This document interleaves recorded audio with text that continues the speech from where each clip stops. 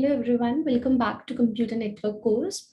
So guys, in our previous section, we have started with transport layer, right? And we have discussed some set of services that a transport layer provide. Okay. So now in this video, we will be starting with transport layer protocol. Okay, we will be discussing how we can create a transport layer protocol by combining all the set of services that we have discussed so far. Okay. So first we will be starting with the simple protocol and then we will be moving on to more complex ones. Okay. So first we will see unidirectional protocols, okay, where data packets move in just one direction from sender to receiver, okay. And then at the end, we will see how we can convert these protocols into bidirectional protocols. Okay, that means data packets can flow from sender to receiver and receiver to sender also, means both the directions. Both behaves as a sender, both behaves as a receiver as well. Okay, so first let's start with the simple protocol. Okay, let me share my screen. So first protocol is simple protocol. Its name is simple only, right? It's not that I have named it as simple protocol because I have told first we will starting with the simple, then with the more complex ones. So it is a simple protocol. Its name is simple protocol. Okay. Why simple? Because it's a simple connectionless protocol. Okay. We have discussed two types of services, connectionless and connection oriented in our previous video, right? So it is a type of connectionless service. Okay. It is simple connectionless protocol and it has neither flow control nor error control because connectionless means neither have a flow control mechanism nor error control mechanism. So neither flow nor error control mechanism. Okay. In this, we assume that a receiver can handle any packet it receives. Okay. Means in other words, we can say receiver is never overwhelmed, is never overwhelmed with incoming packets. Right? Means if a sender sends a packet, receiver handles it. Receiver is not overwhelmed. Right? Receiver is not overwhelmed with incoming packets. Means rate of consumption is not less than the rate of production. Okay. So in this diagram, you can see whenever application layer sends a message to transport layer, okay, what transport layer do? It encapsulate it, make it in the form of a packet, adds header to it, and then sends it to the destination, right? Receiver end. And that receiver end, it decapsulate the packets and sends it to the application layer. Okay. So as a sender sends a packet, receiver is ready to accept it. Okay, receiver is never overwhelmed. Receiver receives a packet, it sends back to the application layer. It will not hold the packet to its right. It will just, whenever it gets a packet, whenever sender sends a packet to receiver, receiver immediately take that packet and decapsulate it and send it to the application layer. Okay, so this is a simple protocol, simple connectionless protocol. Okay, if we talk about the state of this, what is the state of the ready of the sender and the receiver? So they are always in a ready state, always in a state to handle the packet. Okay, means whenever request come from application layer, okay, I have a packet, I have a message, transport layer, just take it from me. So the sender is always in a ready state. It take the message, make it in the form of a packet, encapsulate it, and send it to the receiver. The receiver is also in a ready state. It will take the packet immediately and deliver it to the process, to the application layer. Okay, so this is the simple protocol. Okay, so now let's move on to second protocol. Okay, so the second one is stop and wait protocol. Okay, so what do you mean by stop and wait? The name can suggest something, means it have to stop and wait for something, right?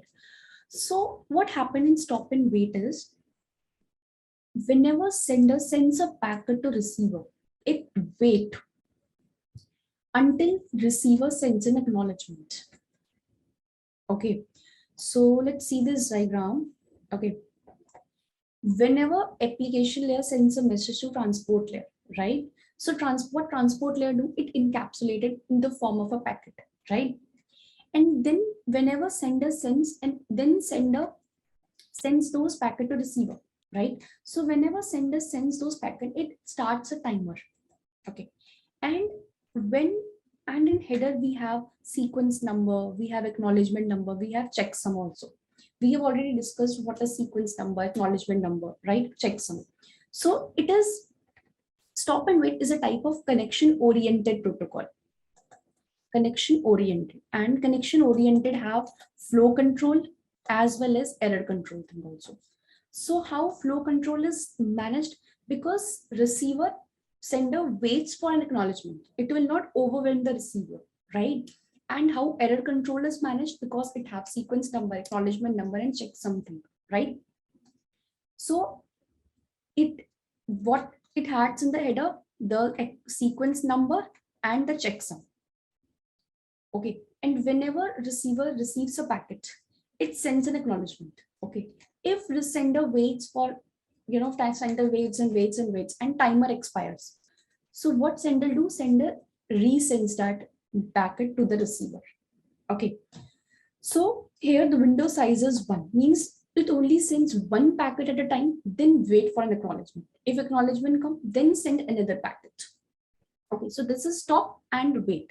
It sends a packet, it will be stopped, then it will wait for an acknowledgement. If the timer expires, it again send the packet. Okay. So now let's discuss about the sequence number and acknowledgement number thing. Okay. So sequence number. Now, how we manage sequence number? What is the range of our sequence number? Right. Earlier, we have also discussed the range of sequence number, right? Why sequence number is important? To check whether it is out of order, it is duplicate or not, or it is corrupted, or the lost packet or not.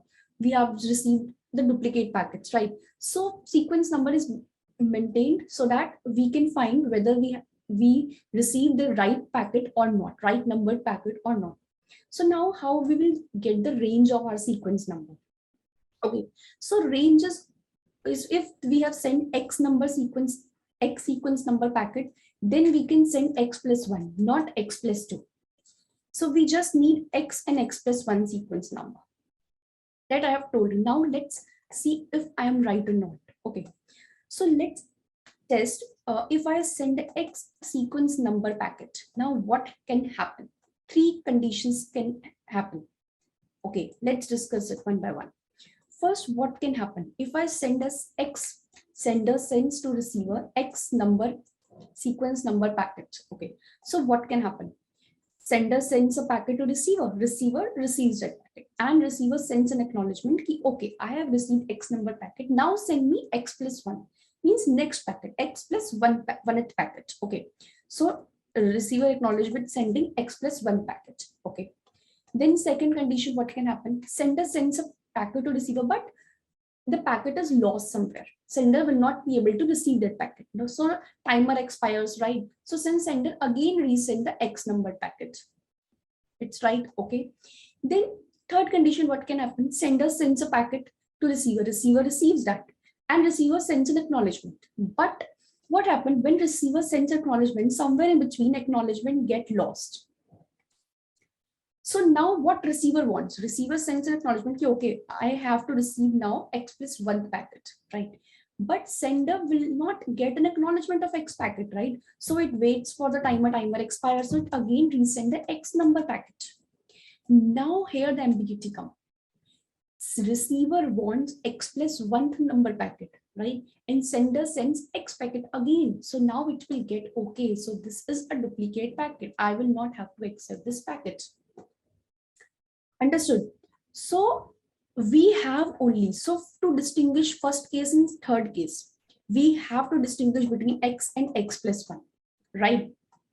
But in case 1, if X packet is received, it gets an acknowledgement. X plus 1 packet is received, it gets an acknowledgement. So again, we can send X packet, right? There's no ambiguity in receiver sender side and receiver side as well, right? So here you can have just X and X plus 1 numbered of sequence number, right? Here it's also correct, X plus 1, then X, right? In third case, you have to distinguish between X and X plus 1. So X plus 2 is nowhere in the range, right? So x means 0, x plus 1 means 1. So our range is 0, 1, 0, 1, 0, 1. In this range, we can able to distinguish between all the three cases that will arrive. Okay. So the sequence number is of 1 bit and it is of modulo 2 arithmetic. Okay. So sequence number range we will get now, it is of 0, 1, 0, 1, 1 bit and modulo 2. Okay. Then what is about acknowledgement number? Means acknowledgement number always, tell ki, okay, the next packet what I want to receive.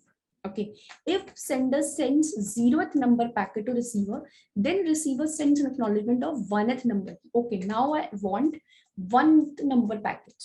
And if sender sends 1th number packet to receiver, then receiver sends, okay, so now I need 0th number packet.